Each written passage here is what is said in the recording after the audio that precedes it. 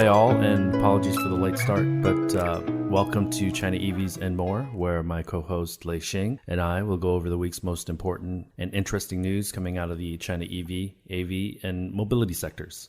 We will open the room up at around the 40-minute mark to anyone who's keen to ask us any questions. We have one rule: although we appreciate vigorous debate, let's all be considerate and respectful to each other.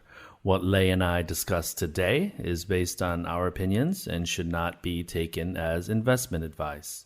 Even if it sounds like investment advice, it isn't. We encourage those who enjoy this room to please connect with us on LinkedIn, follow us on Twitter, get the word out to your friends, and of course, tune in again next week. My name is Tu Li, and I am the Managing Director at Sino Auto Insights, a Beijing-based consultancy that helps organizations bring innovative and tech-focused products and services to the transportation and mobility sectors. I write a free weekly newsletter that we pull many of our discussion topics from. And you can sign up for it at sinoautoinsights.com, which of course I encourage you all to do. Lei, can you please introduce yourself? Yes, sir. Good evening from my side. My name is Lei, and I am the former chief editor of China Auto Review, which published newsletters and the only tabloid magazine in English focused exclusively on the Chinese auto market. I've spent pretty much the last 20 years on the ground in China, covering the industry. I'm now in the U.S. as an independent analyst consultant, still trying to keep tabs on the rapidly evolving market. This week, this is episode number 32, XPeng officially launched the much-anticipated P5, the world's first production smart EV equipped with automotive-grade LiDARs. China talks EV consolidation. Evergrande is literally running for its money, while Foxconn gets its EV ambitions going with the Foxtron EV spotted. And Xiaomi CEO Lei Jun continues to run around to find potential partners for manufacturing. Before we start, too, you have some Universal Studios to share? I mean, this is outside of the topic, but maybe, you can share your experience. Well, it's our show, so it's part of the mobility as well.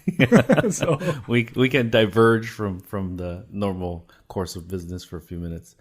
So yeah, for those that do not know, Shanghai Disney opened, I think 5 or 6 years ago now, and Universal, of course, needed to play defense or offense, however you want to look at it. So they decided that they would like to open a park in Beijing, in an area called Tongzhou, which is about 20 miles east of city center. And so I had the pleasure of being invited prior to the grand opening on the 20th. So yesterday I spent all day with my family there. And I must say I was very impressed. I've been to Shanghai Disney both days we went there. It was raining. But if you've been to Disney World or Disney in other countries, I'm not sure how impressed you'd be with Shanghai Disney. But Universal, it's if anybody's worried about American culture in China, this would make you feel a bit more at ease. American culture seems to be alive and well, at least at Universal here in Beijing. And, the most popular areas were Harry Potter, Minions was super popular. And I think, I'd spoken to a few of the Universal folks. The difference between a Disney and the Universal here in China is that kids are much more familiar with Disney IP. They're familiar with Marvel. They're familiar with Mickey Mouse, but Universal, Fast and Furious, Jurassic Park, Waterworld, they want to educate young Chinese consumers about their IP, and so this was their opportunity to do that. And some of the rides and some of the things that we did, both of my boys, who are very familiar with DC Comics and Marvel Comics and some of these other franchises, they did want to learn more about Waterworld. They did want to watch Harry Potter and wanted to watch Jurassic Park. So, kudos to Universal, because I think it worked. I think this park is going to be a smash. But let's move on to some of these topics that you've summarized in the beginning, Lei, unless you have any questions. Well, I'll do share a bit of what is automotive related to Universal Studios. So BMW, I don't know if you recognize, they're one of the big sponsors. It might not be the right word, but they have a transportation sponsors, I think. Area inside the park where they show some of their cars, and they invited quite a lot of media. I think they had like a special BMW day or something earlier this week, or maybe last weekend. I saw some, posts from the media that they got to, check it out first. So, so there is a bit of automotive related, There will be movie launches and car launches, a lot of product launches at the Universal Park, for sure. Yeah, and the real question is how you got there, because it's quite far away, isn't it? Out east, east of Beijing. You didn't take the subway, did you?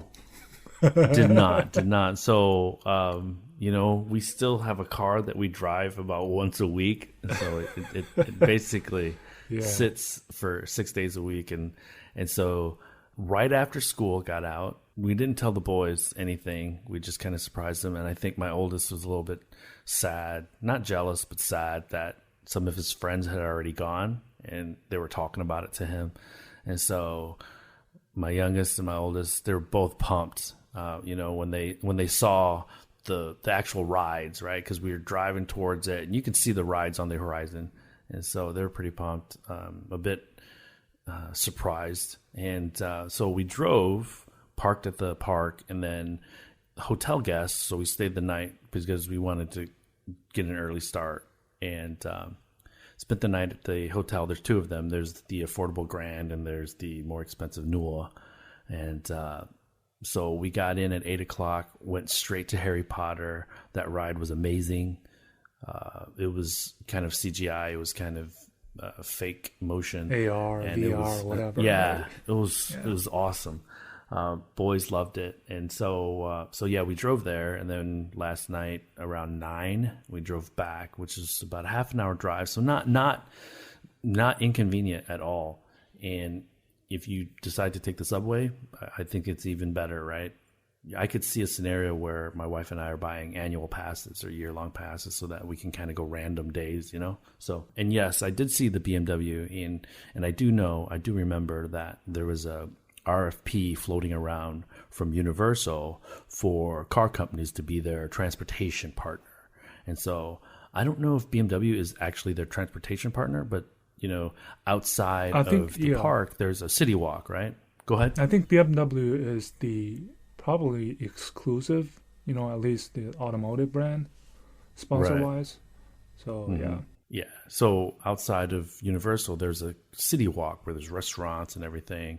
And BMW had a huge kiosk. I think it's a permanent kiosk as well that has a cafe and everything. So did not walk in, but when I did go into Universal, they did have a 4 Series featured in one of the areas. And so it was a bit peculiar because you don't necessarily equate BMW to movies, but yeah, overall thumbs up.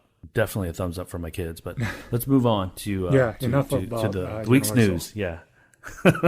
So the P5, this is, what I see as probably the most anticipated smart EV launches this year. I don't know any other model that's more significant than the P5. I think alone, the reason that it's equipped with, production grade LiDAR alone is the biggest storyline. I think if you would have asked Volkswagen really quickly, if you'd have asked Volkswagen, they would have told you the ID4 was probably the most anticipated. But please continue. Yeah, no,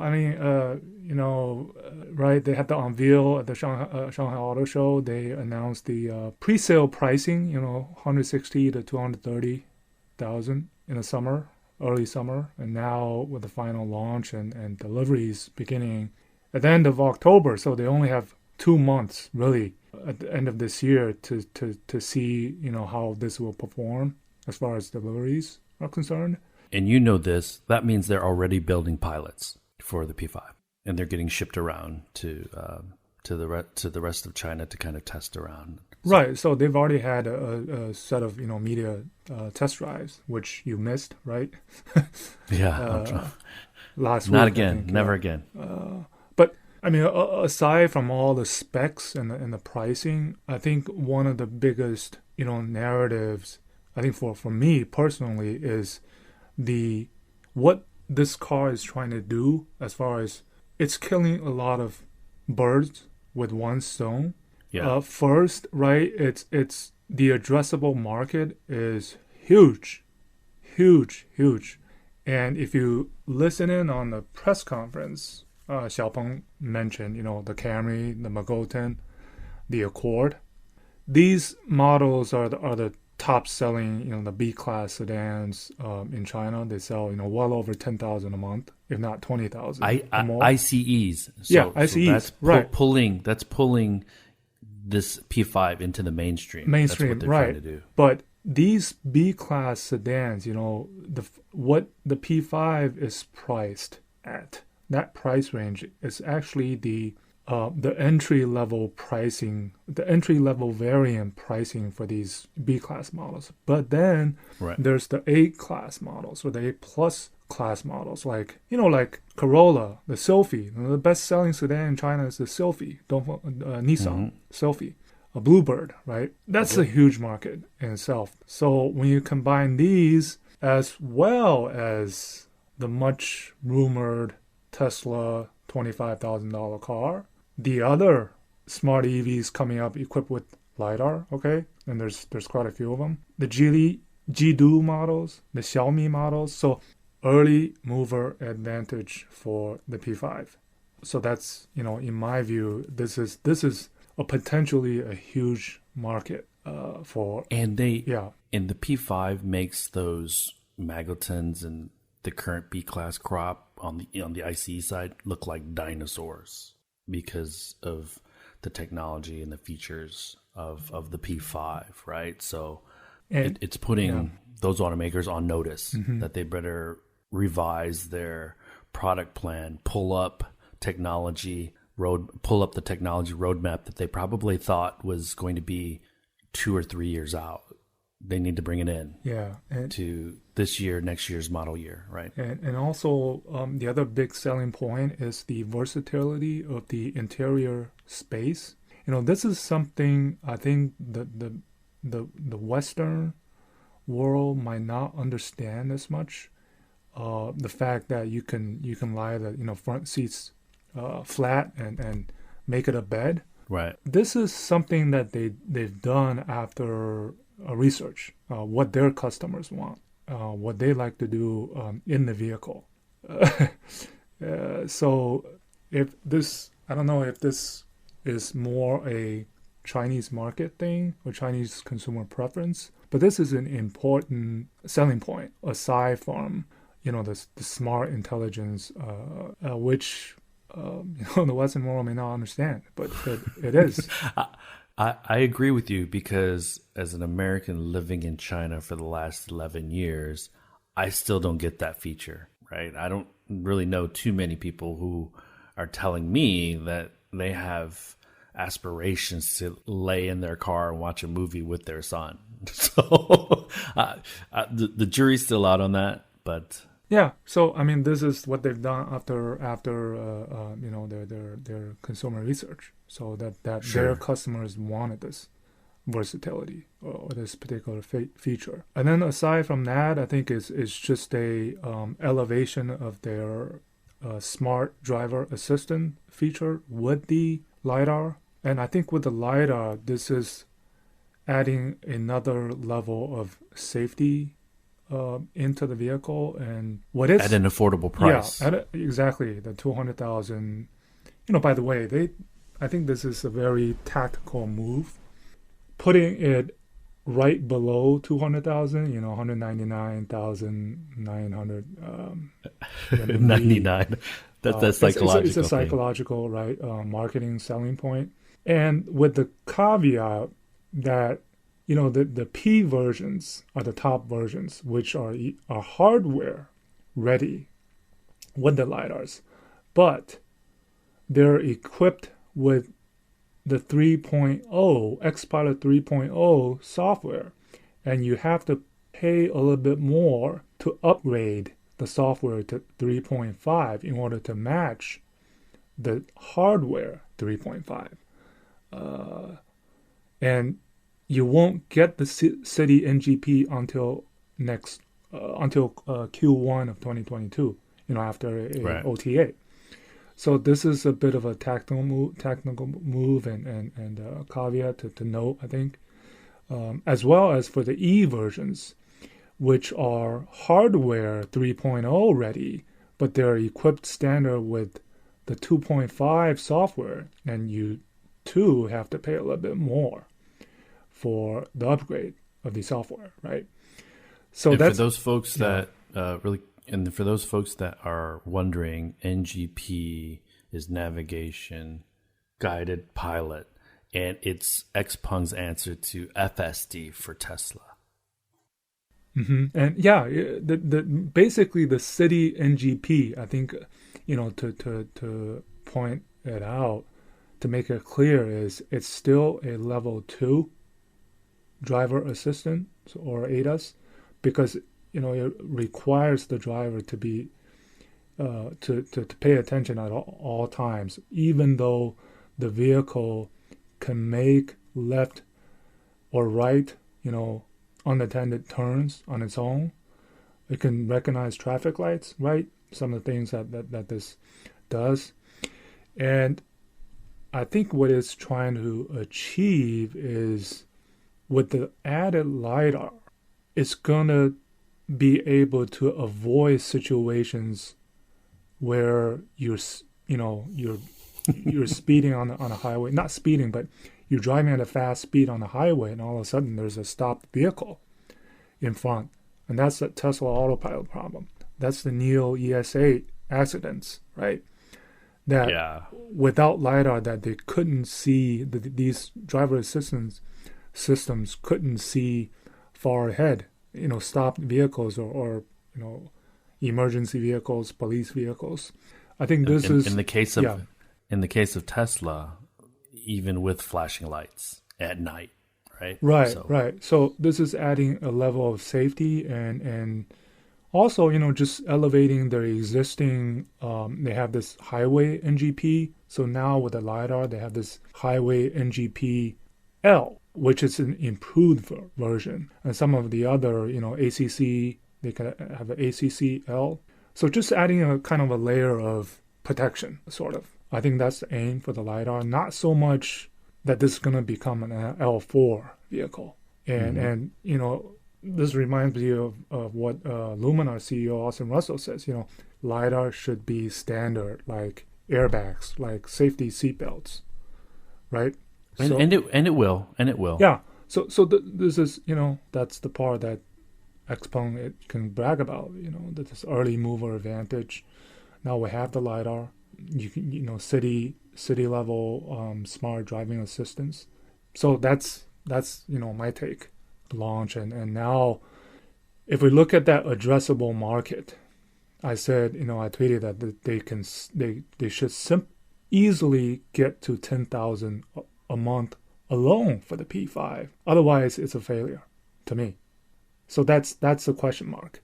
I don't know whether they'll reach that this year. Based on, right?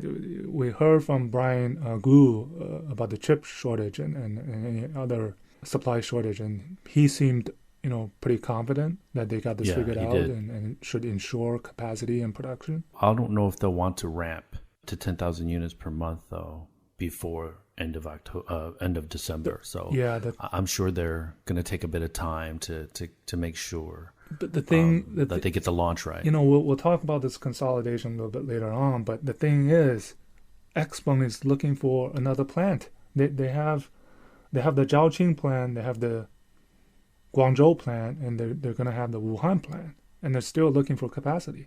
So think about that, right? Yeah. So let me because you and I know that there's a ton of information about the actual specs of the P5. I think you've done a terrific job of kind of unpacking the implications for the P5, and you and I were lucky enough to sneak on the media call after the product launch and listen to Brian. He's very polished, good. very well rounded. But let me pull out some of my takeaways from that call with Brian. And, he clearly wanted to emphasize that the P7 is a high-tech sports sedan and the P5 is a family sedan. Repeated that several times. And he also said, to your point, 150 to 400,000 RMB, that price segment represents 50 to 60%, I believe, of the revenue for the passenger vehicle market in China. So the P5 and the P7 sits in that sweet spot, okay? And some of the other things, and I'd love for you to tell us a little bit more about Livox, who's their LiDAR supplier for the P5. I think most people will know about Luminar, Hesai, and a few of these other guys, but Livox maybe not. And what else did he say that I think was pretty interesting? I think he talked about P5 potentially along with other models definitely headed to Europe, and they'll have different features catered to the European customer habits, right? So not everything that's on the P5 now is going to be available, or maybe they could be in another form when they're exported to Europe. A vehicle exported because there are certain hardware and software, or more software probably, or services that won't be able to be completely matched. They'll need to be swapped out. Let's say for instance, HD mapping.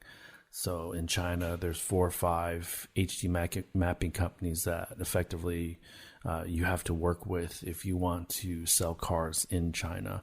And I don't know how much coverage those Chinese HD mapping companies have in Europe or the United States. So it goes to Europe. The user experience is going to be a little bit differently, and it's not just a XPeng challenge. It's going to be a smart EV challenge. If you're trying to be a global player, Tesla is going to have that same challenge, or has that same challenge currently with the 3 and the Y. And so, I think he was right to acknowledge that, and he seemed very confident.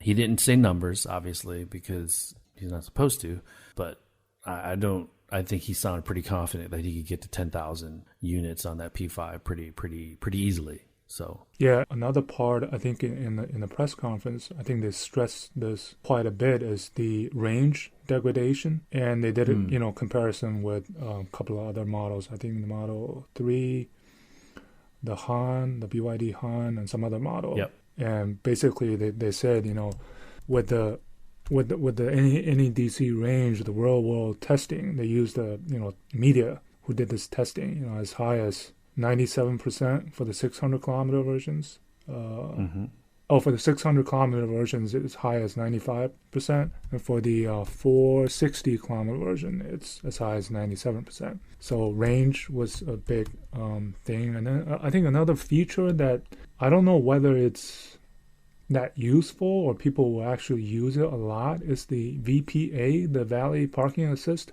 now with the LiDAR. So basically, the car can self-park cross-story, meaning it can go to different levels of parking by itself, supposedly.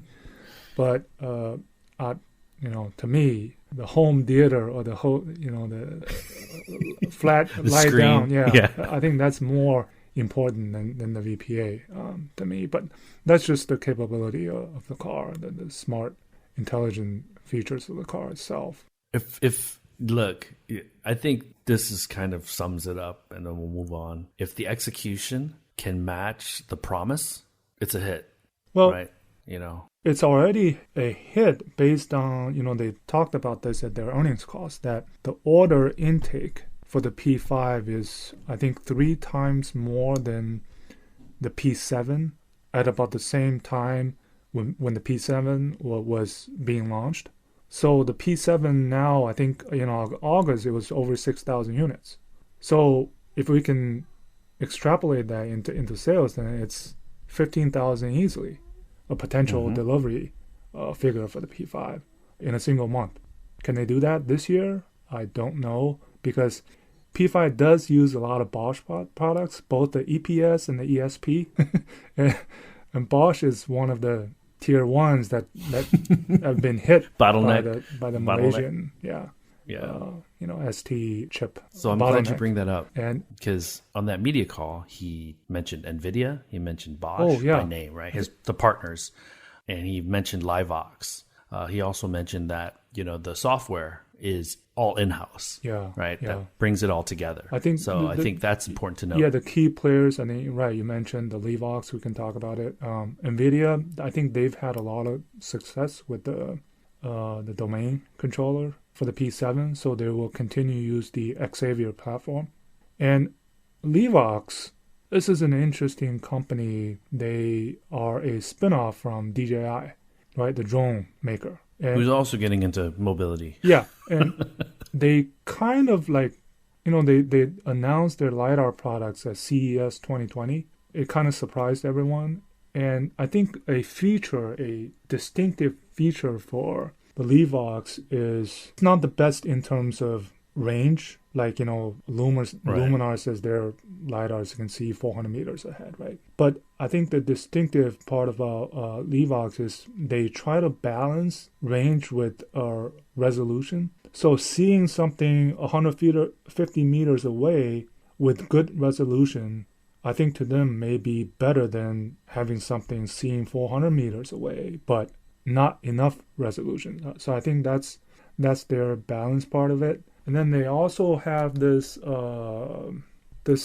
automotive grade platform called Horizon Automotive Platform, and uses a dual prism sort of semi-solid state LiDAR. This is getting too technical. I'm not going to get into it, but I guess it's integrating with the P5. I'm sure they when XPeng was looking for this supplier, somehow that they clicked, the XPeng and LiveVox. So and we'll see how it does. And really quickly, so the reason resolution is important is because if the LiDAR sees something, so once it sees something, it tries to identify what it is, because once it's identified, it'll help determine which scenario it needs to kind of follow in kind of the self-driving portion. And so if it sees that it's a cone, clearly a cone, it will react differently than if it sees that it's a person, right? So that's why resolution is important with regards to range, because if you can see something, but it's very low resolution and you can't identify it, then it makes it more difficult for the vehicle to make a counter move. So anyways. Yeah, so, I bet you we're going to see some real world validation. I mean, there's already some videos of their engineers that they posted on City NGP. It's basically Tesla FSD, right? But I think it's doing a much better job based on the videos that we've seen so far, the recent beta 10s that we've seen. And I'm sure people will try this out in the real world and actually do on a highway and try to find something stationary and see if the car will be able to make a maneuver by itself. So we'll see how that goes. But as an aside, this is why city driving versus highway driving are two totally different challenges, right? City driving is much more spontaneous, generally speaking, than highway driving. And you see these videos with FSD 10 beta. A lot of people are grabbing the wheel or I won't say a lot, I'll just say instances of videos of people grabbing the wheel to intervene. But I don't want to get too deep into that. I mean, essentially, I feel like they're trying to achieve the same thing, except they're called differently. One is City NGP, the other is FSD. But I think they're trying to achieve the same thing. One is using LiDAR. Obviously, one is using LiDAR. But let's move on to the consolidation. It wasn't really an announcement, and it's not really a policy. It was just a quote that a minister from the MIIT made. Yeah. I mean, it's the gazillionth time that somebody high up has made this in my past 20 years of covering the industry. Consolidation.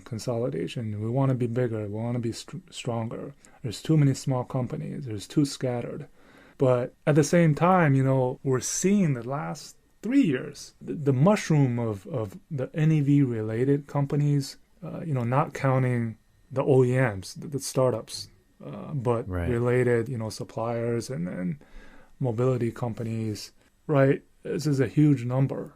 And the fact that back, a few years ago that China preached this, everybody, can be an entrepreneur, right? It's encouraged to start a business. And there's preferential policies. So the consolidation game has been all talk the talk. We haven't seen a walk the walk. Although it's not going to take somebody high up to say this for the industry to consolidate. It's going to take basically the market forces is making that happen as we speak. And although very slowly. There's tons of companies we talked on the show that's been zombies, right? Yeah. Evergrande.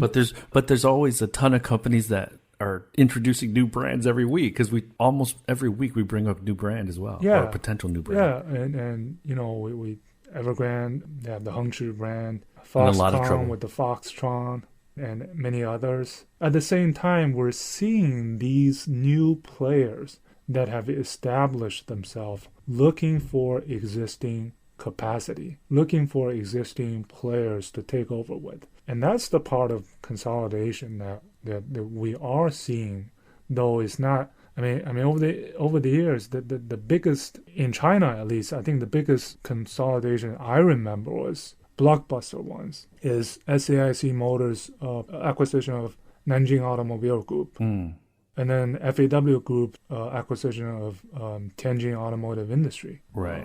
That was back in 2002, so that FAW Group can form a joint venture with Toyota. These are other histories, but there hasn't. I think it's important to note that it's not just the car companies; it's the suppliers, tier 1s, tier 2s, tier 3s, because there's up and down the supply chain. There are new companies as well, right? So. It's not just, EV companies need to consolidate, but the entire industry up and down the supply chain also needs to consolidate and get more competitive. I just read somewhere that there's 198 NEV OEMs who make, whole vehicles.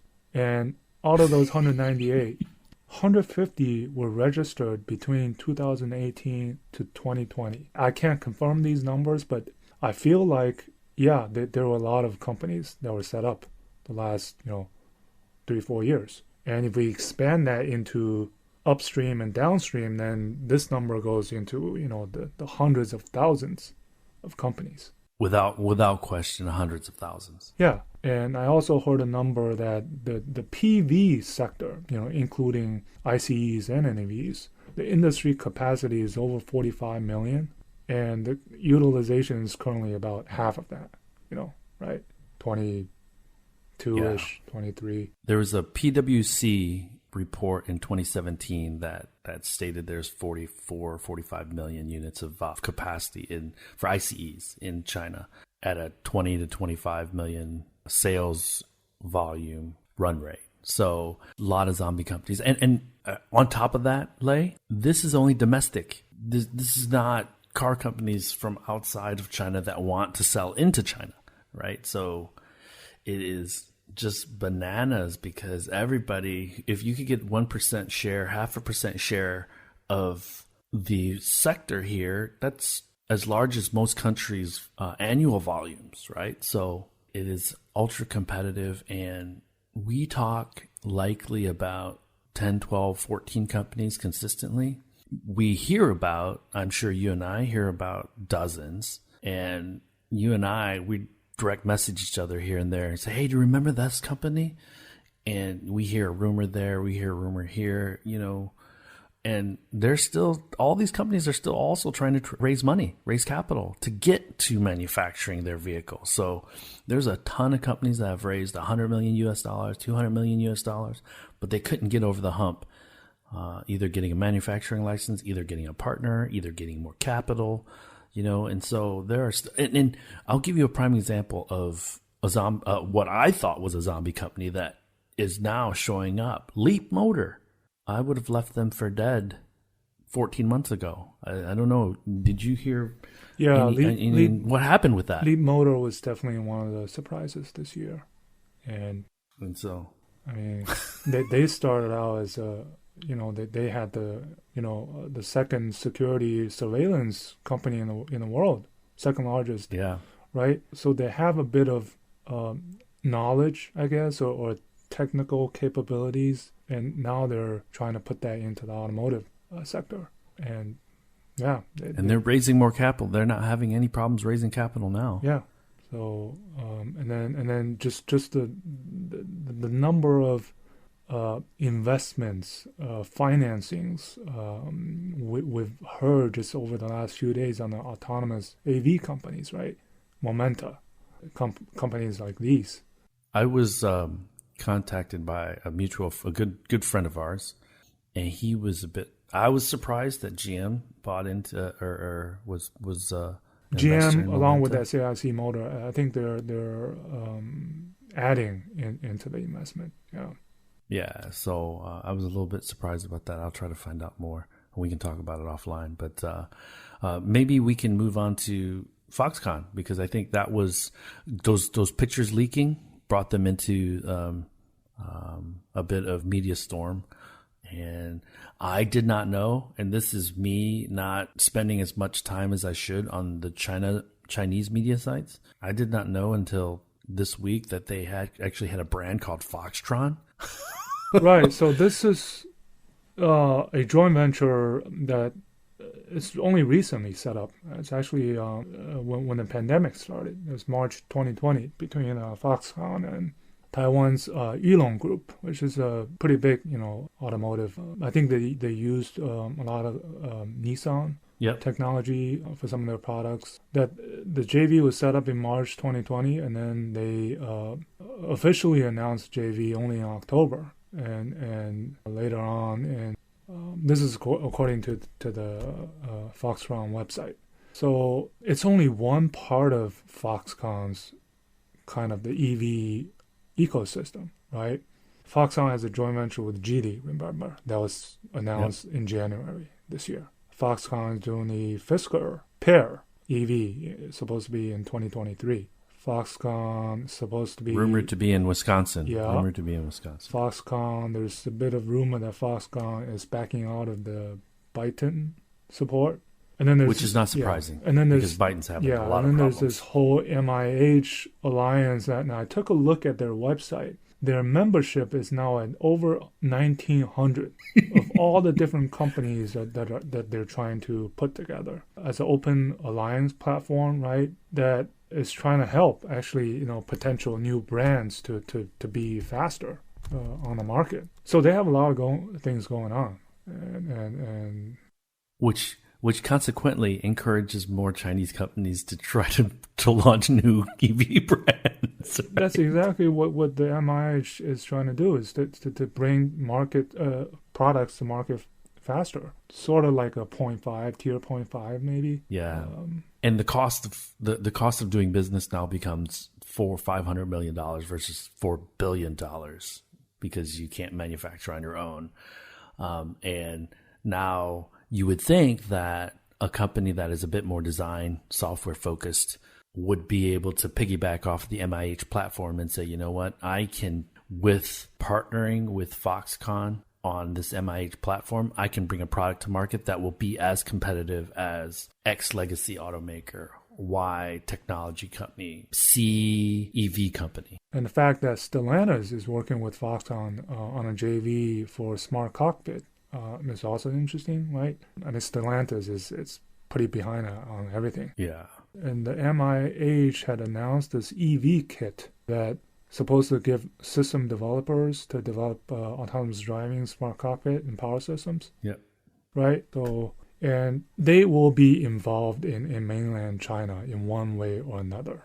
Yeah, you can be sure of that. Whether it's Byton, whether it's Geely, whether it's Fisker with the pair is obviously targeted in Asian markets. And who knows what's going to happen with Byton, because FAW Group is also playing a bit of a role on type of say that they have on Byton. So, yeah. You know, the crazy thing is when you think about Foxconn actually creating their own brand and going out to compete against potential who they've probably been courting. Some of these companies they've been courting to help them launch products based on the MIH platform or to be the contract manufacturer, right? I think it's pretty bold for them to do that, because if I was an automaker, even if I was a legacy automaker, I'd consider, you have to make those considerations, right? You have to make those calculations. You couldn't just blow it off and say, well, I'm not going to even consider Foxconn. If you could go to market faster and there's a kit that you used, hardware, software, that would allow you to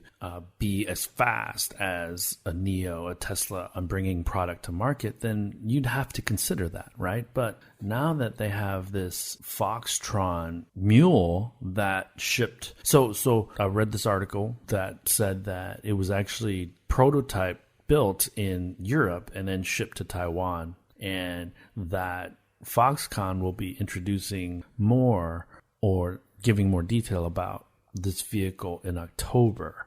But if I'm a semi-serious, if I'm was considering Foxconn semi-seriously to contract manufacture to build a car, I'm not sure I would anymore, you know, because especially if the price point is similar to what Foxconn's product is going to be. And in the tech world, that's one of the main reasons Foxconn doesn't build their own laptops, right? Largely because they don't want to compete against their customer, but in this case they do. So, the Byton thing makes a ton of sense, right? But go ahead. And then the Apple Car play is still in play, you know, bit of mystery, but we can sort of see something that Foxconn already being a contract manufacturer for Apple's products, you know, right? Yeah. And producing, you know, you mentioned Wisconsin, right? Producing right here in the U.S. Yeah, that's going to be huge if they can do it. Yeah, and building, again, you know, we've said this in past pods, building computers, phones is one thing. Building a vehicle and designing a platform is an entirely different thing. And it's a leap of faith on both sides, right? It's a leap of faith on Foxconn's side when they sign up clients, and then it's a leap of faith on the client side when they partner with Foxconn, because, you know, although the CEO of Foxconn said it's just like an iPhone on wheels, it is not. Let me be clear on that. It is not. It's much more complicated, much more expensive.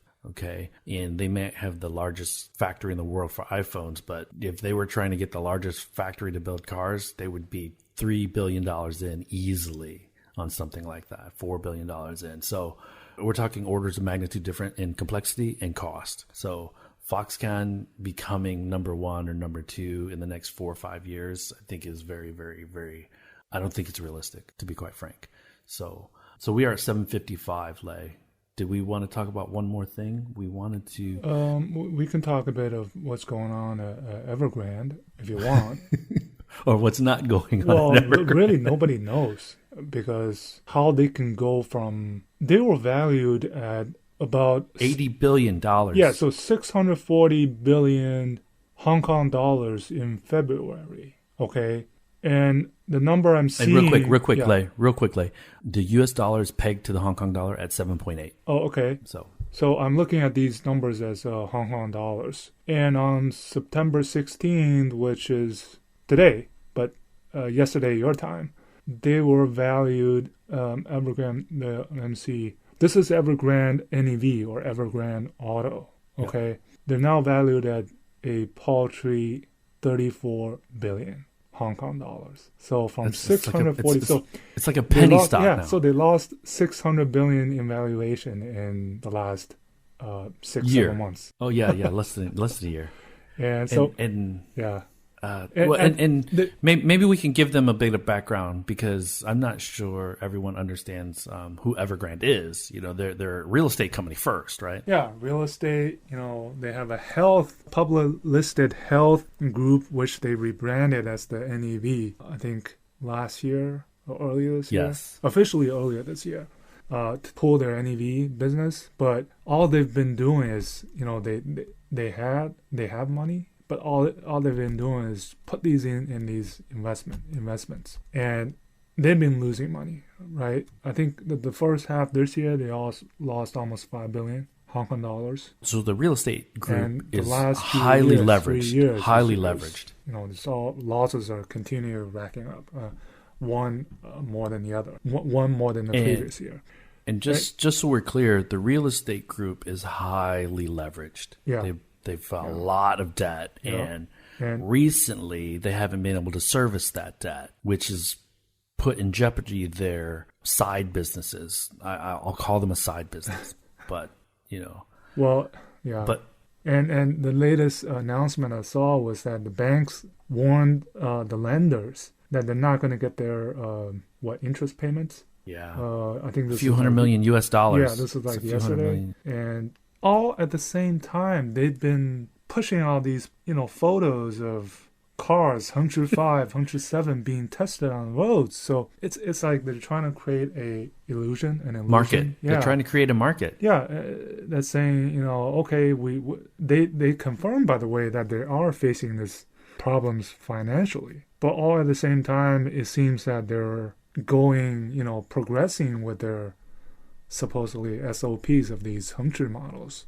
But I mean, this is turning out to be one of those companies, they said they want to sell 1.5 million NEVs in 2025. A brief history. They supposedly have 3 factories that they're building. They supposedly have 15 cars that they're supposed to be launching in the next 5 years or something like that. 1, 2, 3, 4, 5, 7, 8, 9. That's their models. Yeah, or sorry, 9, sorry.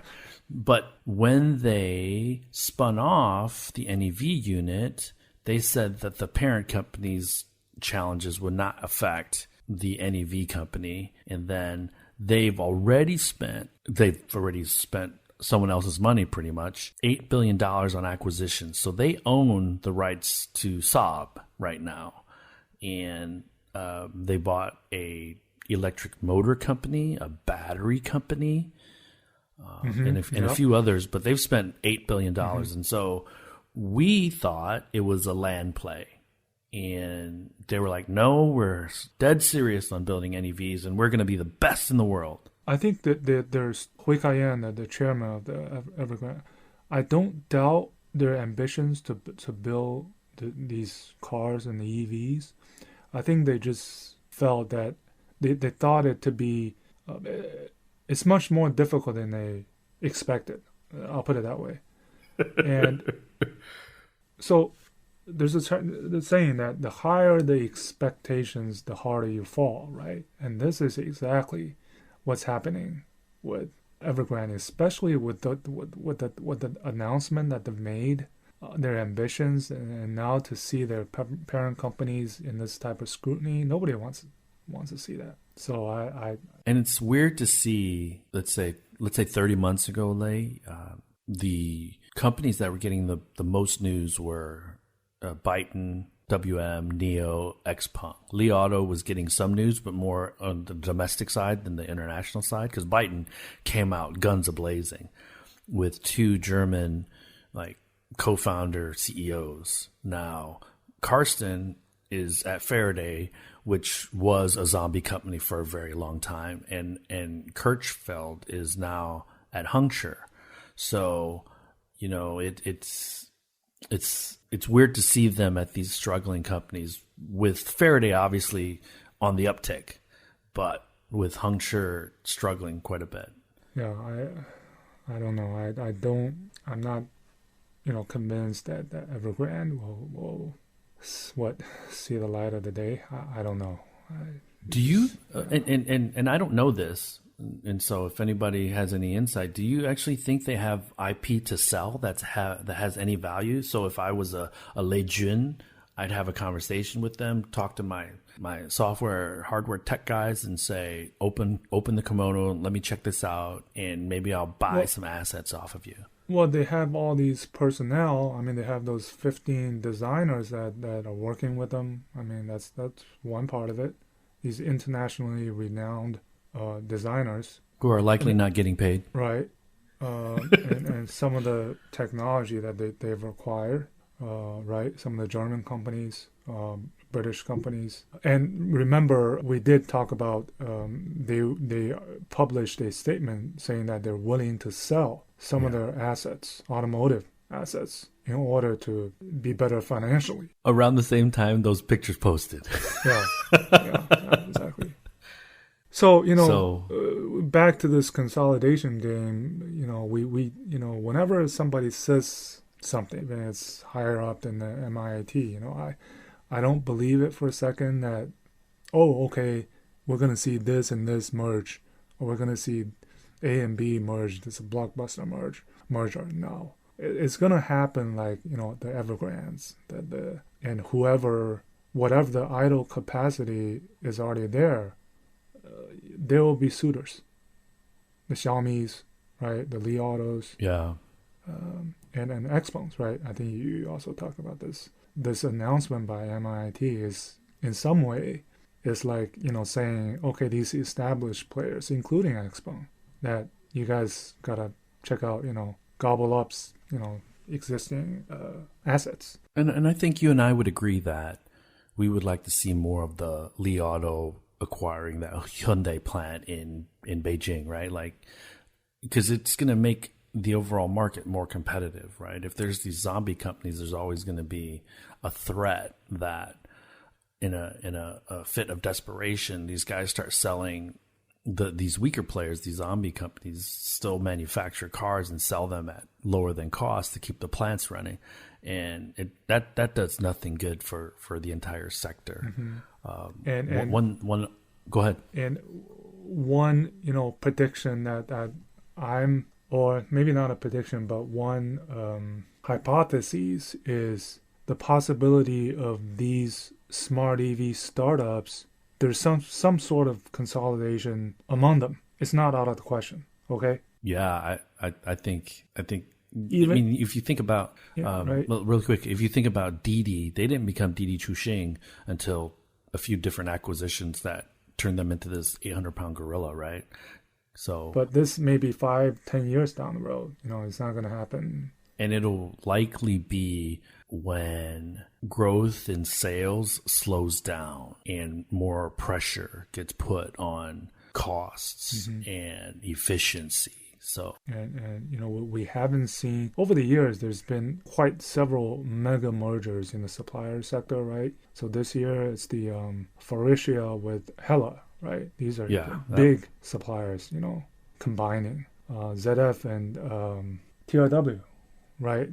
That's right. Yeah. I mean, these type of mega mergers we haven't seen, except for Stellantis, but I think this will eventually happen. 198 companies, they're not gonna be all survived, but it's. Could you imagine us trying to keep track of 198 EV brands? Yeah. We'd have to have a show every day. Yeah. That brings us to the end of this week's show. Lei and I thank you for tuning in. My name is Tu Lee, and you can find me on Twitter at Sino Auto Insight. That's SinoAutoInsight. You can find Lei on Twitter at LeiXing77. That's LEIXING77. If you wouldn't mind rating and or reviewing us on Apple Podcasts, Spotify, or wherever you grab your podcast from, we'd appreciate that as well. Even better, if you enjoy this show, please tell your friends about it. Please join us again next week as we track down all the latest news on China, EVs, and more.